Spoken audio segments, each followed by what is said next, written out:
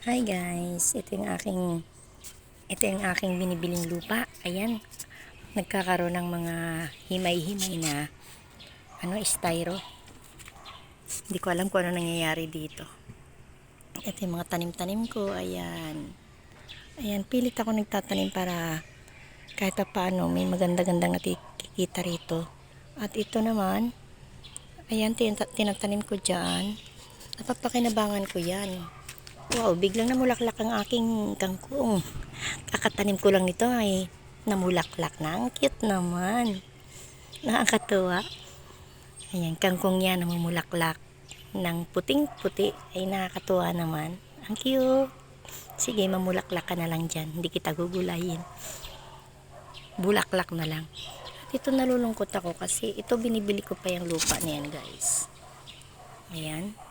Pero parang aalisin ko na yan kasi ewan ko kung ano nangyayari ba. Itong aking sili, ayan, tumubo na. Sana lumago naman. Talaga dito, walang nangyayari sa tanim ko dito. Tinanim ko ito ng kamote, ng kangkong.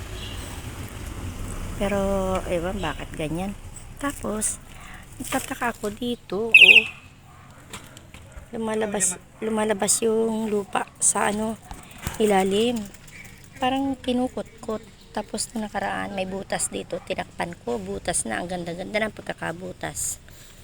At dito naman, meron ako nakita, may butas din. May nangingislap na mga mata. Ayan. Ilabas mo na lang yung pusa dyan. Tapos ayan, natatambak. Siguro alisin ko na lang yung lupa na yan. At itatapon ko na lang yung styro kasi wala wala nangyayari. Pinubutas ng mabait, pinagbabahayan ng mabait. Ayan. Kaya alisin ko yan. Ayan, ito kinutkot na naman. Inilabas ang mga lupa at gumawa sila ng butas dyan. Ito may butas oh. Subukan kong anuhin. Sigurado binutas nila yan. Ayan ang binubutas at gagawin nilang bahay. Hindi pa siguro sila tapos kasi wala pa silang butas dito sa ibabaw. Pakaloko ng mga ko rito.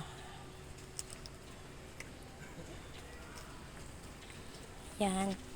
Ito maganda raw to kaya hindi ko to ginagamas. Tumutubo lang ang taba ng niya. Ano ba maganda rito gawin? Ito ba ay ginugulay? Kasi marami niyan sa amin. Ano daw ito ang tawag dito ay talinong. Sinasalad raw yan. Pero hindi ko pa na-try.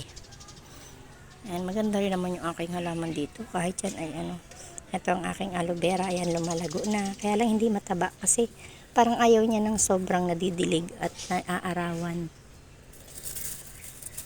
Itong isa, ayaw niyang tumubo ng malago.